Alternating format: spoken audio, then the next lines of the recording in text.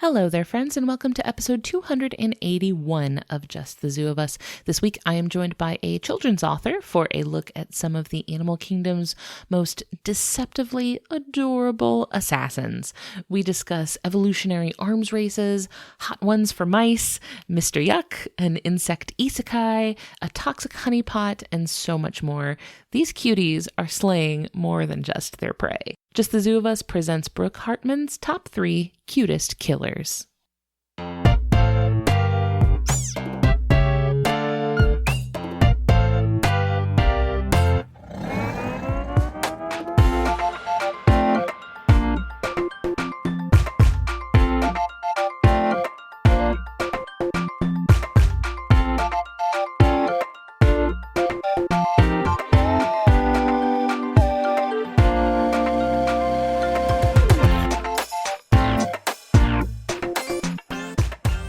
Hello, everybody. It's Just the Zoo of Us, your favorite animal review podcast. I am so excited to talk about some animals that I feel like are perfect in that Venn diagram spot of being, oh, it's so cute, and also, ooh, spooky. Like it's really going to hit on a lot of things that I love about animals. So this is Brooke Hartman. Say hi, Brooke. Hey, everybody.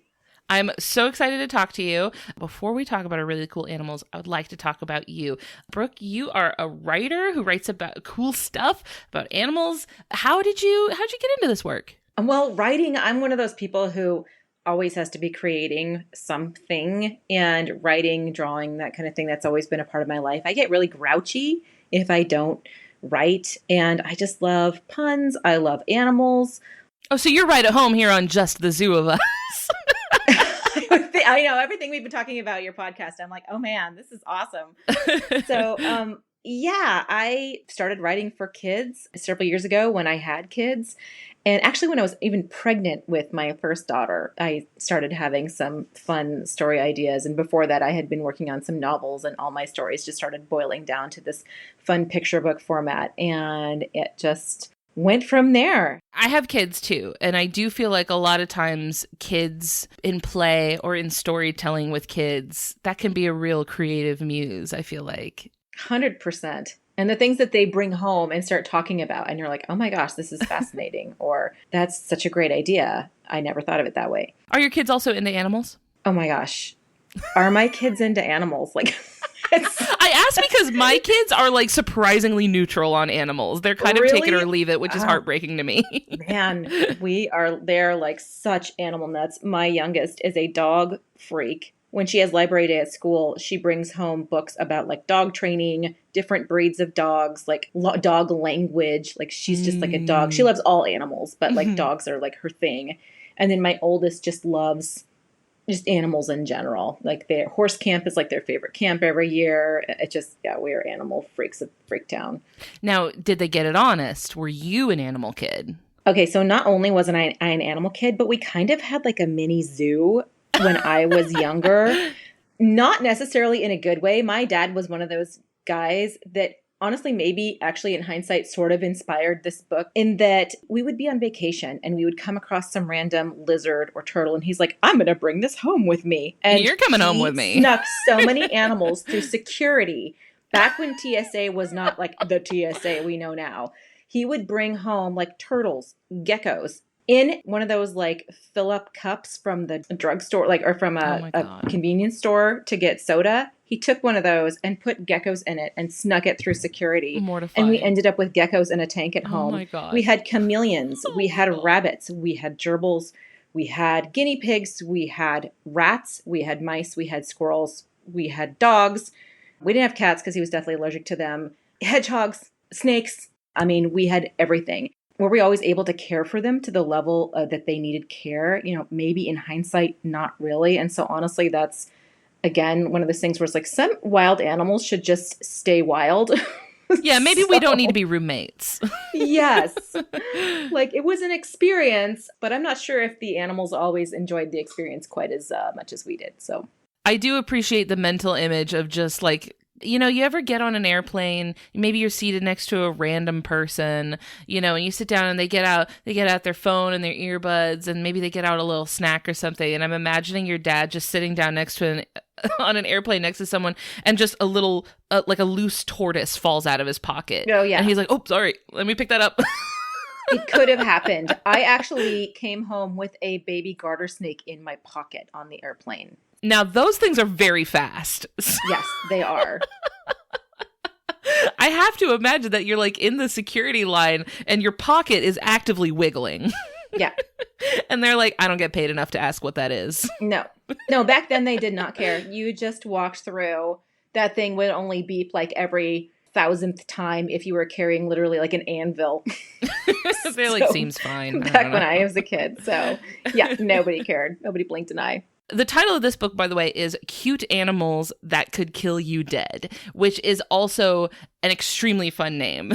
We had so much fun coming up with that title. There's going to be more of these books, and they're called the Killer Cuties series for the actual title, like the cute animals that could kill you dead. Perfect. And, you know, you is like a little bit of an asterisk because a lot of these animals are predators, not necessarily for humans, but like if you were their prey, you would be 100% dead. It could kill a sort of nebulous you. Yes. Could kill someone dead. Yes. Now, I do appreciate that the book is this convergence of, so I feel like especially growing up as a girl, but also like a tomboyish girl, I was drawn towards the things that were sort of like as girls socialized to like the cute, the fluffy, oh, so adorable, but also having this like morbid curiosity. I was really interested in, you know, the brutal, the lethal, the venomous, like stuff like that. So yeah. It feels like a very good overlapping Venn diagram for me of what I like about animals, the cute and the dangerous. What was the inspiration for this book? What made you want to write about cute killers?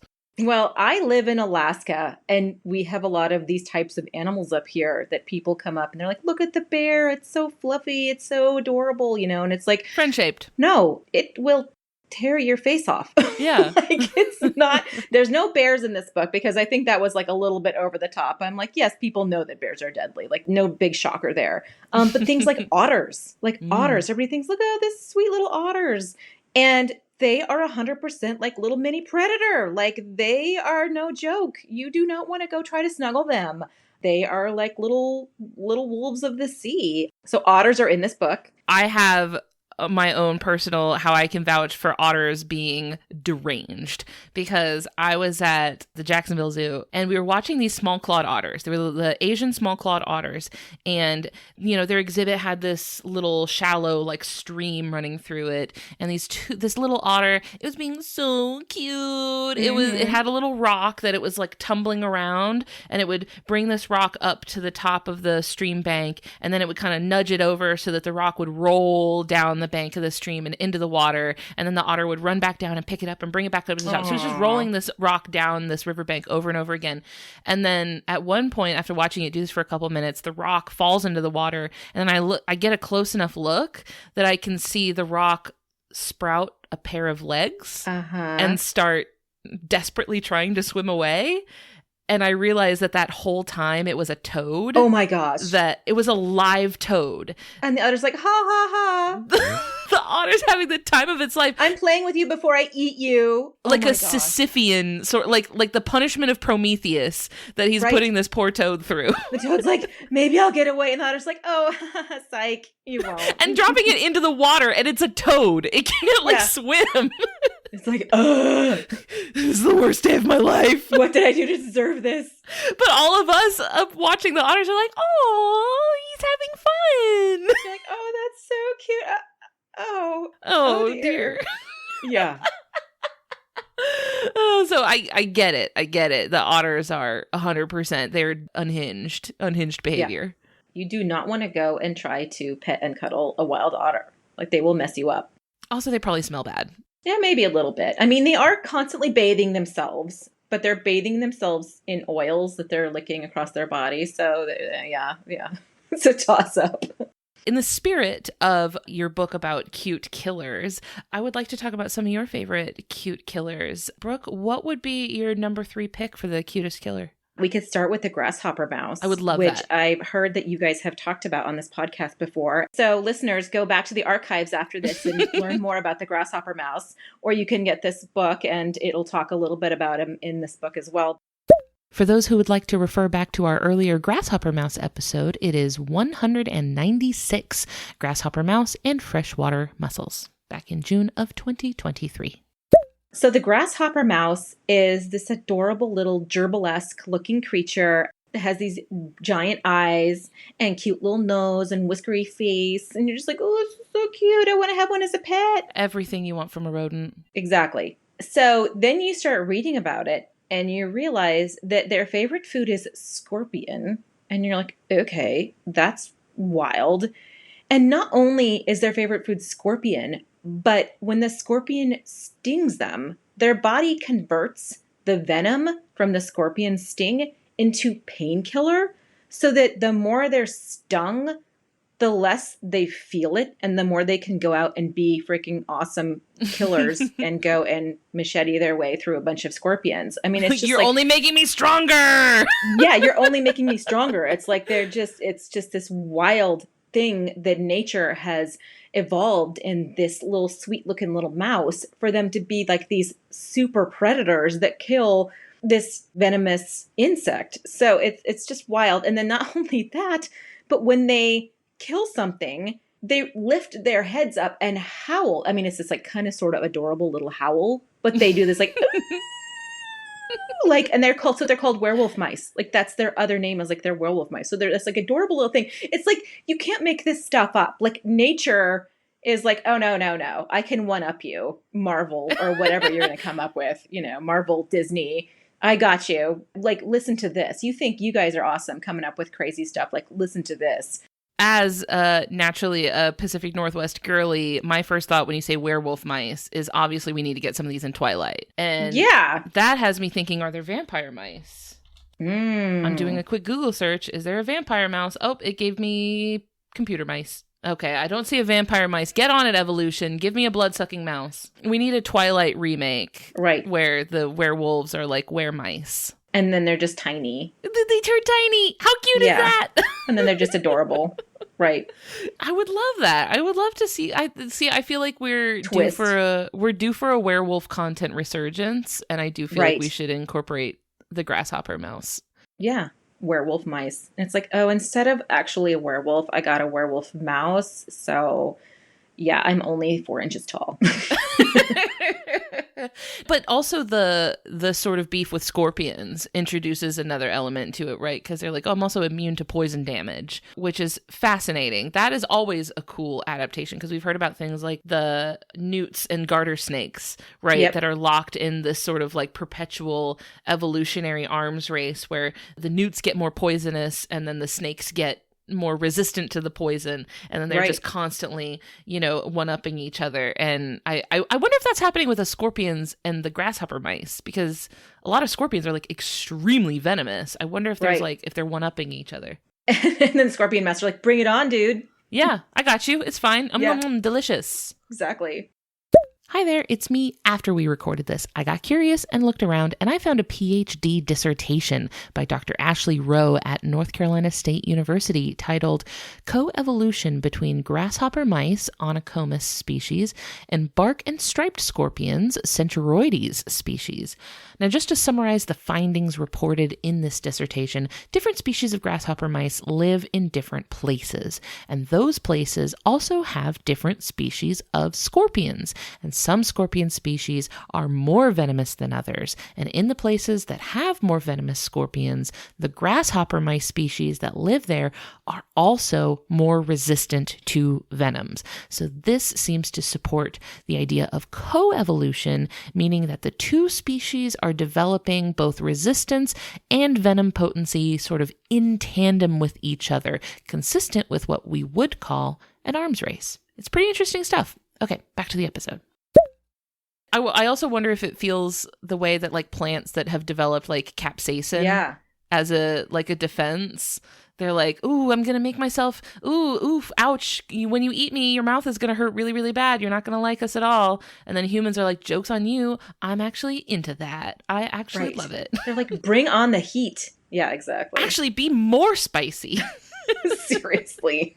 We're going to specifically breed you to be more spicy. For the heat. Do you think grasshopper mice actively seek out the scorpions that are more venomous? Do you think they're like, oh man, I'm tough. Yeah, I can take this California Reaper scorpion. Right. They've got like a bet, like, hey man, go after that one. Oh, I don't know. I don't know if I can do it. Yeah, you got this. It's like an initiation. Scorpion eating contest. Scorpion gang initiation. What if they did like a Hot Ones for grasshopper mice? They have to get stung by scorpions and then have an interview about it. There we go. Also, if you haven't seen them, they're quite cute. I know. I grew up with gerbils, and I just always thought gerbils were adorable, and they are like an even cuter gerbil, which is hard to say, that because I always think that gerbils are super cute, but probably do not grow up with one of these grasshopper mice in your house though, because then they just keep you up all night with their howling. Yeah, howling. It's a little too noisy. Howling every time they kill something. Yeah. You're like, oh, God, he's hungry again. He's feeding. Although they would keep your house scorpion free. That is true. If you live in a place with a lot of scorpions, that might be someone you want around. That is true. I would imagine that they might not. So Probably. If they would like put holes in your doors, so you wouldn't have any scorpions, but then you might have an issue with your walls falling down. Because... Pick your battles, honestly. Yeah. How important is it to you to not have scorpions in your house? Right. Like, what are your priorities? Do you want to have holes in your walls or scorpions? Because, there's no you're going to have to pick one. Pick a struggle. Yeah, pick a struggle. My best friend in Phoenix was stung by a scorpion. Like, didn't see a scorpion there and got stung by one. And she said it was pretty awful. We were in Aruba on vacation, and we shook out a towel onto the beach, and a scorpion went flinging out of the towel. And we all went, ugh. And literally in the moment that we all went, ugh, a lizard of some sort, very bright colored lizard, ran out from behind this tree, ate the scorpion, and ran back in. Oh my gosh. I mean, it was like, oh my gosh, you brought me dinner. How nice of you. And we were like, yeah, did that just happen? Like, did we just witness that? Like, this nature's brutal, man. That's why you shake out your towels, though. Yeah. That's what they tell people. If you live in a place where you could have scorpions, always shake out your boots, tip them over, shake them out, because you are not a grasshopper mice, and you are not immune to that venom. You will have a bad time. Yes. I will need all the other painkillers after I got stung by a scorpion, as opposed to the opposite. I do feel like the grasshopper mice are outcompeting us in this arena. They've got They us definitely are. Beat on this one. Brooke, what's your number 2 cutest killer? I'm going to do the ladybug next, just for like a total, segue up into the insect land. To speak to the cuteness of ladybugs, whenever I have had a conversation with somebody where they say, I don't like bugs, or they say, I don't like insects, there's usually this sort of like, I full cloth do not like insects. You can usually get them with, well, how do you feel about ladybugs? And then they're like, okay, that's fine. Right. Yeah. They'll be like, well, I kind of see that. So ladybugs are usually the holdout. Yeah. So, I mean, we wish on ladybugs. Like we want them to land on our little fingers, and we just like, they're so cute. And they're just these little rosy little balls with these little spots on them and these big eyes. And we're just like, oh, these cute little ladybugs. And they are 100% predator. Like, they are predators from birth. So like when they're larvae, they come out and they immediately start hunting down aphid larvae. So these things are no joke. And that's why you actually want them in your garden or in your yard, because they are little aphid hunting machines, like hundreds and hundreds of aphids a day that these things will go through. They come out swinging. They're like ready. Yeah. They're like, they hit the ground running. Also, if anyone has never seen like a ladybug larva, they look really weird. Like, if you don't already know that that's what that is, I have had a lot of people send me pictures of one and being like, I saw this nightmare bug. What is this beast from hell? Please tell me what this is. And I'm like, that is a baby ladybug. Yeah. Yeah. They definitely have a glow up. Yes. Like they're kind of the opposite, where there's some animals that are super adorable when they're babies, and then they get older and you're like, man, not quite as cute. And they're like the opposite. Like, they're these super weird alien looking things as babies, and then they become these adorable little ladybugs that were just like, oh my goodness. Now, do they stay vicious killers into adulthood, or is that just a phase? They continue. They are all aphids all the time, man. They just want to plow through those things. Imagine, like, just constantly like a bowl of popcorn in front of you 24/7. But instead of popcorn, it's just like aphids. Like, you are just straight up handfulling aphids into your face all day long. It's funny to me that to us, we're like, what a whimsical little fairy that just flitters about the garden. We're going to make a wish on you. Yeah. But for an aphid, that's like a Game of Thrones dragon flying around. Seriously. They're like, oh my gosh. Like their wish is like, I hope that I die like an instant death rather than having like being dismembered or something like that. Like they just, or they wish that they would get away, which, you know, with a ladybug doesn't really happen because they can fly and they can, you know, they have these jaws. And then the other crazy thing about ladybugs is that they actually have this smelly like odor that they secrete. So not only are they predators, but they have this interesting defense mechanism against being prey. So other animals don't actually want to eat them. So the bright color is actually to warn predators not to eat them because they don't taste good. That makes sense. I had always just assumed it was for my personal enjoyment. I just Right? thought that was just for me because it looked nice. I know. And that's what I love about these things is like, they're just these rosy, sweet little red, you know, spotted things. And it's like, no, that is actually like a big warning stop sign to predators saying, don't eat me because I taste awful. That's a biohazard symbol. That's nature's, flamin' hot Cheeto bag. It's like the Mr. Yuck sign. Although kids listening to this probably don't even remember who Mr. Yuck is. The Mr. Yuck stickers. Let's see what Google has to say. Aw. I've never seen this man. Okay, so this is just like a little history lesson. Let me hear about Mr. Yuck. When I was a child growing up in the 80s, they handed out at school these little green stickers called Mr. Yuck. And it was like this face that was like, bleh, and it was just like this very kind of basic cartoony face, green face. It's like neon green. The parents were supposed to put them on things around the house that kids aren't supposed to eat. And I don't know why, like, why don't we have these anymore? This seems like kind of one of those like super smart decisions that suddenly we stopped doing. Like, I don't understand why we stopped doing this unless now it's just like, don't keep this stuff within reach of children and then you won't have to have this problem. That's true. Maybe more child-proofing in the home is a little bit more common. Also, I feel like maybe it's more common for warnings like that to be on the packaging already. But a lot of that requires reading. So if you have like a toddler that can't read, a toddler can't read this thing that says, don't drink this, it'll kill you. Especially if it's like an 8-point font. Then even like adults and teenagers are, not that, I mean, you have to be not incredibly smart to want to drink a bunch of laundry detergent, but has happened. Bring back Mr. Yuck. We need you now more than ever. Come on back, Mr. Yuck. When the world needed him most, he vanished. I should look that up. I mean, my kids are now old enough, hopefully, that they are past the point where drinking laundry detergent is not something that they're going to go and just try. But you think that, and then they come out with tastier and tastier looking Tide Pods. Yeah. And I'm like, who does this? Really? I'm looking at it, I'm like, like, who makes laundry detergent that looks like food and it candy? Looks like a candy. I don't know. People without children is what this is.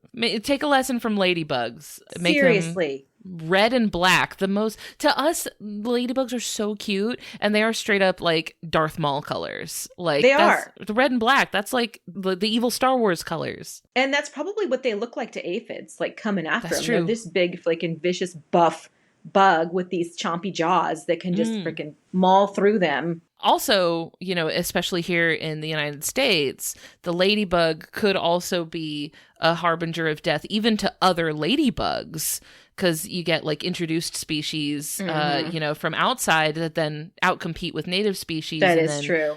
You get a sort of like even just the ladybugs that are already here, they just can't compete, or they just occupy like I guess competitive niches, and then you get a real ecological problem from the ladybugs. Yeah, you do. It's an issue. Is that much of an issue up in Alaska? I don't know if it's a problem up there as much as it is back in Florida where I'm from. It is harder for us to get invasive species up here, but it definitely has happened. We have issues like even not ladybug specific, but people like dumping their fish tanks into local lakes because they're done with it. And then that, fauna and flora, whatever's in there tends to kind of devastate whatever local pond or lake system that's nearby. And so, it's just people not exactly thinking through their decisions. And we have a handful of plant species that are invasive. We have starlings up here.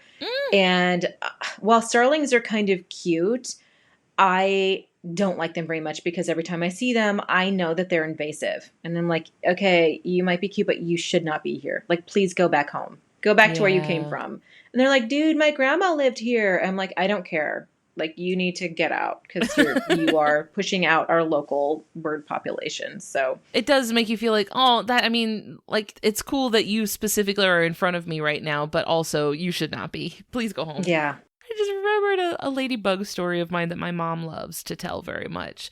When I would have been probably only 5 or 6 years old. My mom was like picking me up from school and taking me home. And I had got this little ladybug at school that I had in my hand. And I took it into the car with me and had it in my hand for this like 10-minute drive home. And we get home. And then I get out of the car. As soon as I get out of the car, this ladybug flies away. Of course. Which that in itself, for us, that was a 10-minute car drive. This ladybug might, from its perspective, is like on a different planet at this point. Right. It just got like teleported. Where am I? He's What like, just oh my happened to God. me? It's like completely different. Like we just like isekai'd this poor little ladybug who is now in a completely different. So we just changed that ladybug's life. It's going to go tell all its other buddies that it finds. It's like, you don't know what happened to me. I've been visited. I've had a visitation. I think more than that, I don't think it's ever going to see its buddies again. No. I don't think it's going to bridge those, 3 miles? It got dropped into a different country. It's it got fully airlifted into a different country, basically. It's in Narnia as far as it's concerned. Pretty much. The funny part of the story is that after having held on to this ladybug for approximately 10 minutes, I was inconsolable when the ladybug flew away. I'm not surprised. I had in those 10 minutes apparently developed an entire sort of character arcing relationship with this ladybug. And I was devastated that the ladybug had flown away. How dare she leave me? Yeah, well, my thing was, I said, I told all my secrets to the ladybug, and the ladybug flew off with all my secrets, I guess. Which I think is just, kids love to form intense emotional attachments to things. Especially to animals and creatures. Oh my gosh, especially to animals. Right. And then the ladybug never pinky promised with you to keep your secrets. So who knows who all that ladybug told. There was no NDA. Seriously. That ladybug was NDA. just flying around talking. I should have gotten it on a contract. Should have, but now those secrets are everywhere because ladybugs, they can fly quite a ways. So now everybody knows. Well, that makes me feel a little bit better. Maybe the ladybug did find their way home eventually. But ladybugs, I do feel like are an easy transition for people that maybe don't think that they like bugs and don't think that they like insects. It's like, well, you do. There's a really cute one. They're like a gateway insect. Yeah. And you're not an aphid, so you don't have to be scared of them either. Now, I do have in this book, not to throw random other animal in here, but I have jumping spiders. And I do feel like for people who don't like spiders, jumping spiders are the gateway spider for to like spiders because they're so sweet and cute. And so I have jumping spiders in this book as well for that reason, because not every, some people you say spiders and they're like, no, there's no spider that's cute. And then you show them a picture of a cute jumping spider and they're like, okay, yeah, that's kind of cute. They do have the puppy dog face a little bit. They have the puppy eyes. And they have even though it's not fur, they have the fur. They do. They're fuzzy. They're just they look like little furry guys. And they have what I would consider to be very human relatable a facial arrangement because the eyes are big, they're close together and in the front of the head. And I feel like that's an arrangement for humans where me too. They're like, dude, I see you. We get it. Game recognizes game. Yep. There've also been, I feel like, a lot of really good pieces of media recently using jumping spiders. Yes. I don't know if y'all are on the Lucas the Spider. Yes, Lucas the Spider. So adorable. Very, very cute. There's a video game called Webbed that has a jumping, you play as a jumping spider. Oh, that would be cool. It's very fun. Also, the couch co-op game It Takes Two, which is a really, really fun 2-player game. You're playing as a pair of characters who are mid-divorce. Oh. And you have to learn how to solve puzzles and navigate through. You get turned into dolls. That's a plot twist. And you have to navigate through this world and solve puzzles and work together to repair your relationship. Well, that is an interesting outcome. Such a fun game. But also there is a whole scene where you're getting around on the backs of jumping spiders. Now that would be cool. I could totally ride a jumping spider. If I was nano-sized, that would 100% be my transportation. That's your battle mount. Yeah, my battle mount. You're my mighty steed. Definitely. Although if jumping spiders were big enough for us to ride them, we would not have been the dominant species on this planet. No, we would all be dead. We would 100% be, they would be the cute animals that could kill us dead, and we would definitely be the ones that would be dead at that point in time. They would have stopped our evolutionary tree long before we got to Homo sapiens. Oh, 100%. We would have been pruned so early. There's one of my favorite books is called Children of Time. Have you ever read that book? Oh, yeah. I have not read it, but I've heard of this. It's kind of about the concept of like a planet where jumping spiders of the genus Portia become the dominant species on this planet, and they're huge. Which, why wouldn't they? They absolutely They're 100% like would be. Super ninjas. So honorable mention, jumping spiders. Yeah. Hey friends, we're going to take a quick break to hear from our friends on the Maximum Fun Network. When we get back, we are going to hear Brooke's number 1 cutest killer. So stay right here.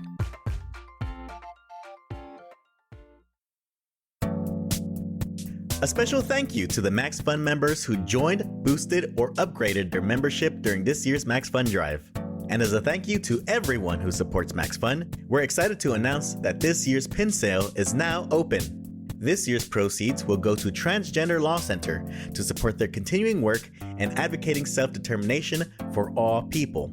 Everyone at $10 per month or more can purchase Max Fun Drive pins featuring shows from across the network.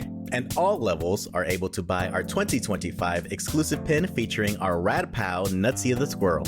For more info, head to MaximumFun.org/pin sale. And as always, thank you so much for your ongoing support. Since 2017, Maximum Film has had the same slogan. The podcast that's not just a bunch of straight white guys. Ooh, we've learned something over the years. Some people out there really do not like that slogan. Listen, we love straight white guys. Well, some of them. But if there's one thing we can't change, it's who we are. I'm Iffy, a comedian who was on strike last year in 2 different unions. I'm Drea. I've been a producer and film festival programmer for decades. And I'm Alonzo, a film critic who literally wrote the book on queer Hollywood. You can listen to us talk movies and the movie biz every week on Maximum Film. We may not be straight white guys, but we love movies, and we know what we're talking about. Listen to Maximum Film on Maximum Fun or wherever you listen to podcasts. Brooke, what is your number 3 cutest killer? So the slow loris is, and it sounds like you've already done a podcast about a slow loris. So if kids are interested in learning more about slow lorises, aside from, what's in this book, that would be another place to go back in the archives and listen to your podcast, because I'm sure you talk all things slow lorises. For those who would like to refer back to our earlier Slow Loris episode, it is number 133, Slow Loris and Cassowary, originally posted in February of 2022. People don't even know that this animal exists. And once you do, they will become your favorite animal once you know about them. It's the craziest nature mashup of all time. It literally looks like something that you would win at the fair. Like, it's the cutest teddy bear, panda-ish looking creature with these massive eyes. I mean, just these giant eyes that stare into your soul. I mean, if you saw this thing out in the wild, it probably would have this sort of like distractor spell on you where you just like would be drawn in like a vortex and just with your arms out, walking toward it zombie style, like wanting to give it a hug. Like, it's just so cute. At the time when we recorded an episode on, this wasn't a thing, but now I can say it looks AI generated. It looks AI generated. It looks like something that like Dolly would come up with when you typed in like, generate me the cutest animal that's ever existed. 100%. Or it looks like one of those AI generated ads for toys that don't actually exist, that are supposed to entrap people to like, oh, I'll give you all my money. And then they get it. And it's not anything even close to what they actually had on the ad. It's a catfishing Etsy listing. It totally is. Like, you could just use actual images of this animal to like get people to send you all their money. Like, they would. It just like the eyes. There is something about this thing's eyes. I mean, they almost look like half sad. I don't even know how to describe it. Like the way they have like these little eyebrows. They're just like, ooh. I don't even know. Just looking at the darn thing, I want to send it to Venmo. Yeah. If they had a Cash App in their bio, I would for sure. Yeah, at Slow Loris 97. Like, here's $30 right now, instantly. Yeah, for whatever you want, like no strings attached. Yep, do something cute with it. Exactly. Treat yourself. Just exist. But then you learn that this is the only venomous mammal on the planet? Quick note just to clarify, the slow loris is the only venomous primate. In general, venom is very rare in mammals, but there are a few other notable examples, such as the platypus's venomous spurs, which we talked about in episode 24, the solenodon's venomous bite from episode 230, and even vampire bats, whose saliva contains an anticoagulant to encourage blood flow. And we discussed that in episode 123. But of the over 500 species of primates, slow lorises are the only ones that produce venom. Like, even me saying it, like, I feel like my brain's like breaking. Trying to like put this together, and you're like, what? I don't understand. Is this a joke? You're like, why you? Is somebody like pranking me? Am I being punked? What is going on here? So the venom, they lick from a gland out of their armpit. So cute. Not making this up. Adorable. Like, how does nature even come up with this stuff? How did that instinct start? You know, like how does that behavior begin? Like, how often are you licking your armpits? That becomes I can't even lick my armpit. Like, I mean, maybe I guess. Yeah, I could do it. You know, I honestly have never tried, so couldn't tell you. It's because you're not a slow loris. Can't say I really want to start. That sounds kind of like grody on multiple levels.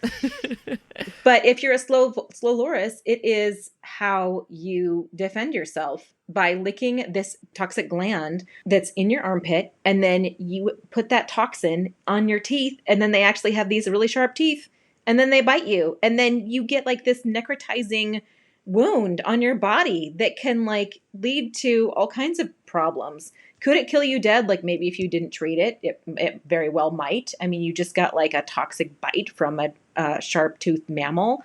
But I feel like today, if you just went to the emergency room, they'd be like, oh yeah, we can, take care of you and give you some antibiotics and you'd be just fine. But yeah, like, who gives this adorable, big-eyed, fluffy, fair-priced teddy bear the power to like have a venomous bite due to a toxin gland in their armpit? It's just wild. This almost feels like entrapment. Yeah. Like, this feels like a honeypot. Like, why am I being lured in? It's like, come to me. It's the opposite of aposematism. It's like, I'm telling you, it's like this adorable vortex that nature has gifted this animal that 100% draws you in. Although I'm sure the slow loris is like, I don't want to be cute to you guys. The slow loris is like, listen, I don't want y'all coming at me any more than, like, I don't want this either. Yeah. I would like for y'all to leave me alone, please. Yeah, like, I did not ask for this face, okay? It just was gifted this Poor face. thing is hounded by paparazzi. Oh my gosh, all the paparazzi. Burdened with fame. Burdened with the curse of adorability. Now, this also bringing back to the thing you mentioned at the very beginning, which is that, like, many wild animals should remain wild animals, because one of the problems with slow lorises is how cute they are, because it makes people want to take them home, which is not a great place for a slow loris to be. Don't take the slow lorises home, people. No, don't. Just leave them. Because they are super cute, yes, but what a lot of people will do also is that they will devenom them by removing the gland. They'll take their teeth out. Which is not good for anybody. Poor guys. I know, right? They don't deserve that. Yeah, and I'm like, I feel like if you need to like surgically alter an animal to bring it into your home, maybe it wasn't meant for you. No.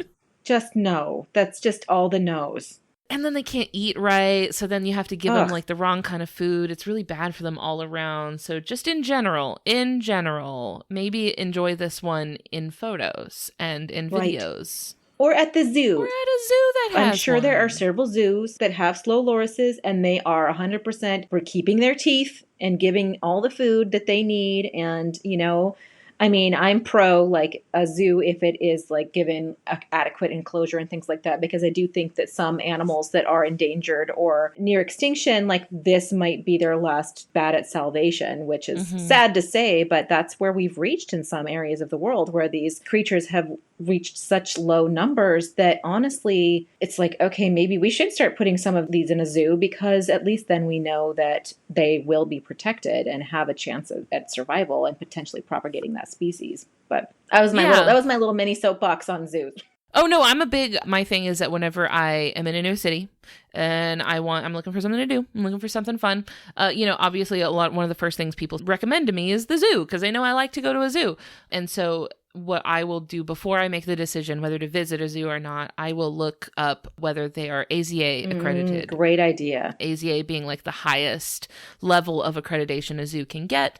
The AZA has, first of all, very high standards of care and also very high standards of like conservation commitments that a zoo is required to have. All sorts of different like commitments that they have to make to wild conservation, not just an awareness thing. A lot of zoos will be like, oh yeah, we do conservation because we're doing awareness. Because like, we shared a TikTok about white tigers. It's like, I don't think that quite counts. Yeah. White tigers are a whole other thing. Yeah.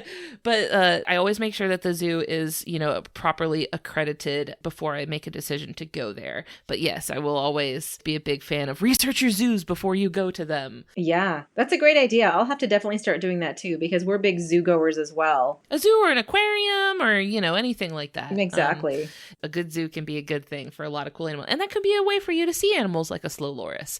That, that could be life-changing for somebody, right? Like seeing an animal that you can really connect with and really fall in love with. And have a new appreciation for these animals, because some people have an assumption that gives them a phobia or a fear of that certain animal. And I mean, granted, there are a lot of animals we need to have that phobia and fear of. Like, we need to give them space. That's what this book is about. Like, just because it's adorable doesn't mean you should be trying to, keep it as a pet or hold it or pet, don't be dumb. But just don't have the dumbs. But yeah, like, it can give you a new appreciation for all of the different creatures on this planet that are just so fascinating and amazing. Yeah. Actually, as I turned my head, I could see something I wanted to show you, what I have in my hair right now. You ready for this? Okay, I'm ready. Look at this hair clip I'm wearing. Oh my gosh. Is that, I love it. It's a blue ringed octopus, but as a hair clip. Great. Okay, so the sequel to Cute Animals That Could Kill You Dead comes out next year, and it does feature a blue ringed octopus in it. Oh, good. They made the cut. I think octopuses are cute. They made the cut. There were so many animals that we crammed 17 into the first book. There were just like so many that we just we crammed 17 into it, and then built a whole other book. And then I even have like a bunch of spillover animals for a potentially third book that I'm going to pitch to the publisher and be like, what do you think? Like, should we try to go for a third book? I mean, because there's just so many. I feel like seals, the wolves of the sea, we just... there's so many animals out there that we look and we automatically anthropomorphize, which can be a good thing because it gives us that link, like that emotional tie to them that makes us want to protect them. So I think that that's important. But we need to also keep that acknowledgement in our brain that this is an animal. It is wild. These attributes are not to make them cute for us. They're to help them survive in the wild. So big eyes usually equal predator, usually equal nocturnal or nocturnal hunting ability. These, little smiles that they have often are like hiding all these rows of sharp teeth, canine teeth. So it's not always about us. No, it's not about us. Not everything is for us. Yeah. You don't have to be the target demographic of everything. It's not all about you. It's not about me. So normally in our main format of episodes, usually we have a section on rating aesthetics for animals. And so, as someone who kind of thinks critically and quantitatively about whether animals are cute or not, was that something that was challenging for you in the process of writing the book? Was thinking like, does this fit here because is it cute? It was. Was that challenging? It was challenging. There were a couple animals that ended up getting the axe at the end, which sounds very brutal. They didn't literally, no animals were harmed in the making of this book.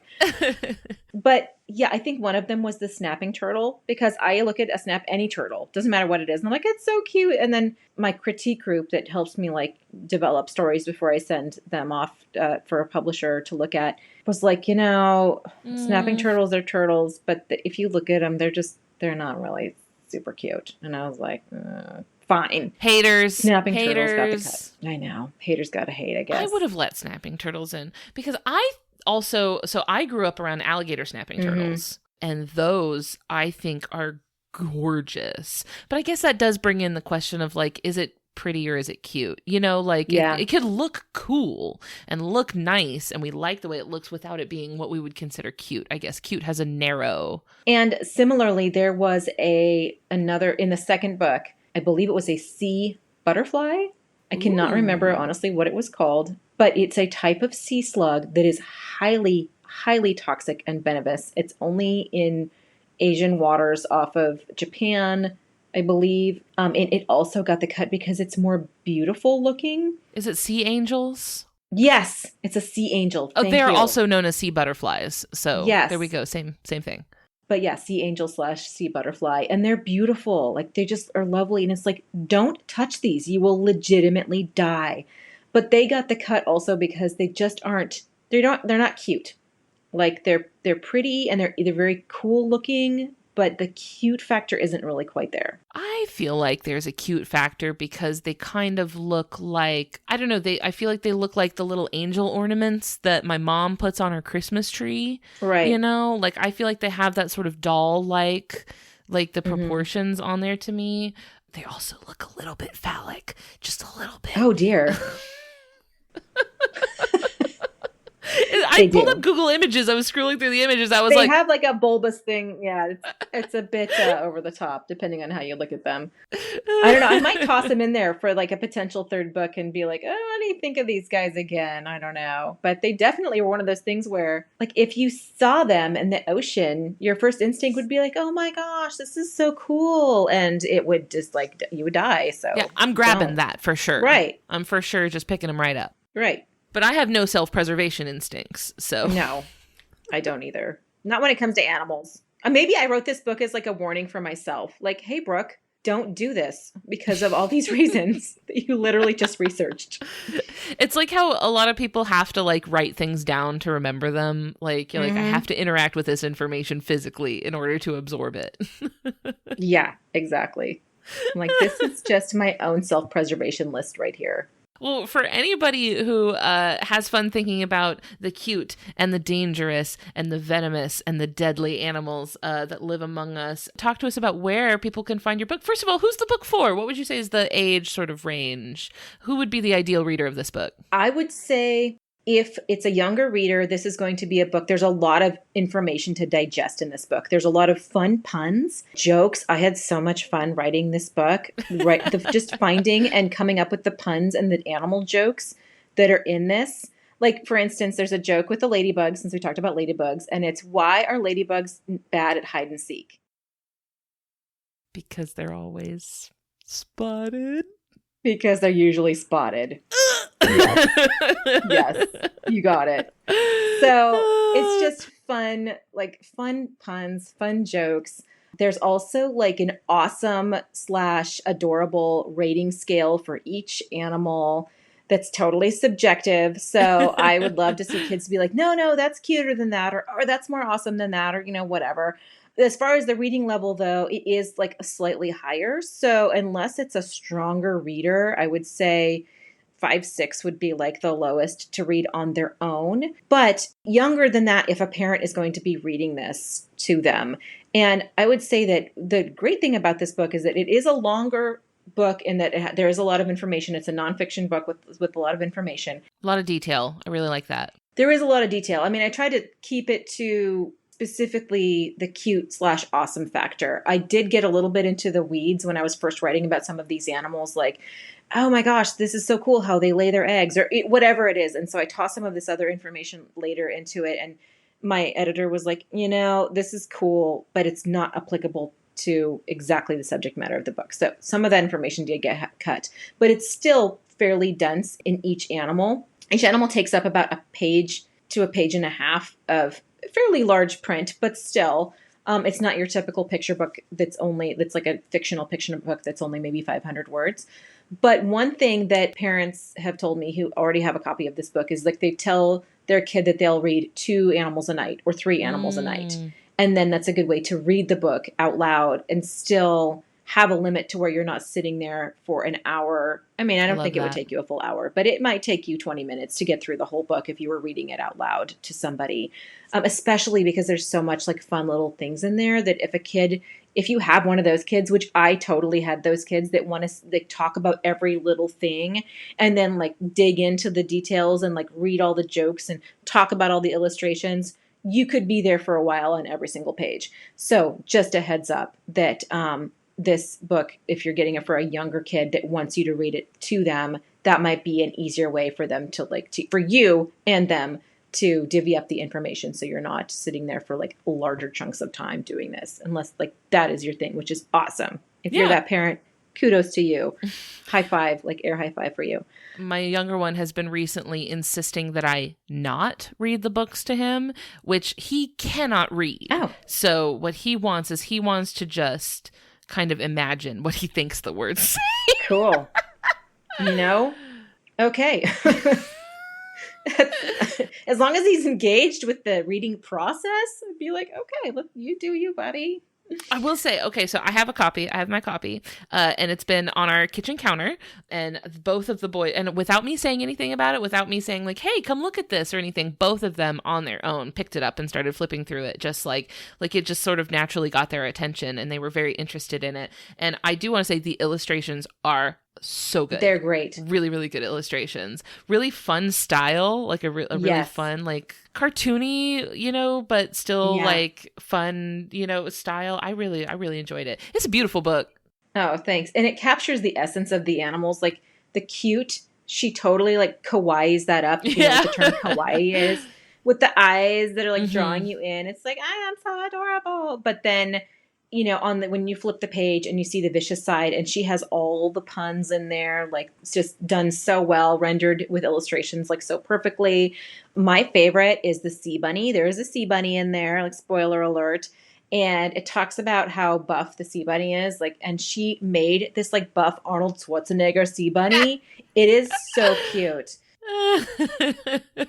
I did a quick Google search for sea bunnies to make sure I had the right image in my head, and that's a good Google. That's a good search, y'all. That's a good, like, if you're having a bad day, you should just Google search sea bunny images and you will zen out. A quick little serotonin microdose. Yeah. Serotonin rush. Where can people find your book? Anywhere books are sold. If you have a local bookstore, I always obviously am encouraging people to shop local. Go to that bookstore. If they don't have it on their shelves, like, encourage them to order it for you and for their bookstore. They can get it anywhere. You can get it from Amazon. You can get it from Barnes & Noble. You can order it through Target, all the places. Bookshop.org is also a really good way to order. You can still order it online, but you do order it from like usually an independent or a local bookstore. Right. Which is really, really cool. You pick kind of where you want it to go through. I love bookshop.org. I also learned recently that you can request a library buy books. Like you can. Most libraries will have like a request form where you can request that libraries buy a book. Yep.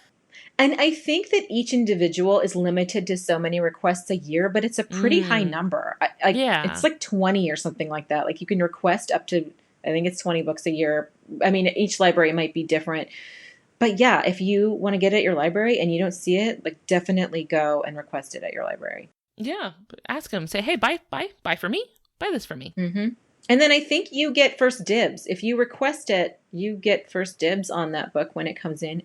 Don't quote me on that, but I have friends that do this a lot, and I believe this is what they've said. It may vary by library also. I'm sure different libraries treat them like, do things different ways.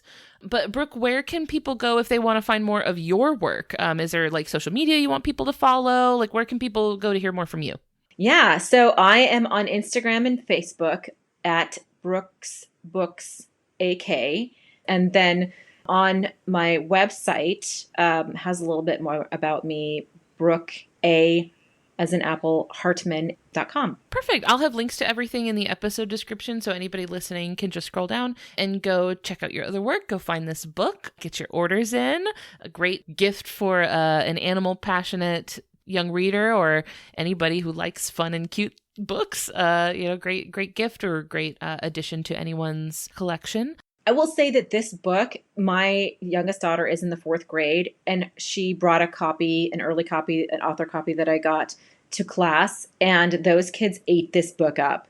Mm-hmm. So I feel like 3rd and 4th grade, which is sometimes a hard age to find books for, because they're kind of in that overlapping age range between picture books and chapter or novel books. And because they still kind of want those picture books in some instances, but they don't want like the younger picture books. Like they ate this book up. So it's a great gift for that nephew or niece or somebody that you're like, what do I buy for a 10-year-old or a older 9-year-old? elementary, Like, yeah. Yes. My 5th grader was very, very, very into it. That's awesome. Yeah. Brooke, thank you so much for your time and your knowledge and for sharing with us. I have had a lot of fun.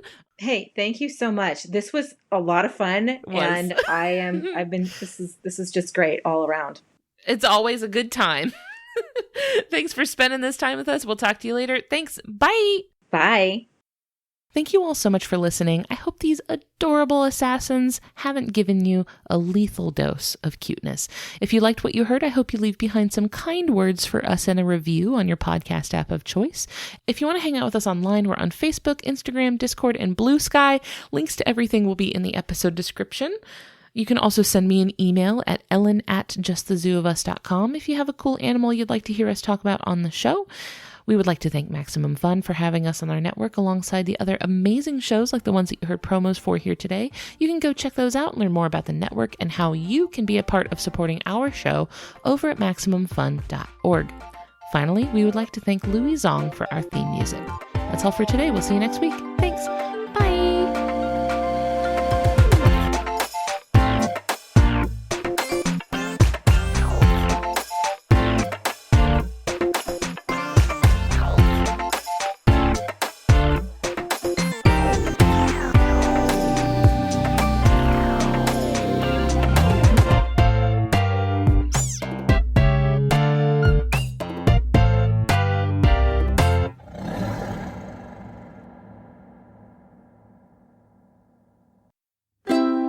MaximumFun.org. Comedy and culture. Artist owned. Audience supported.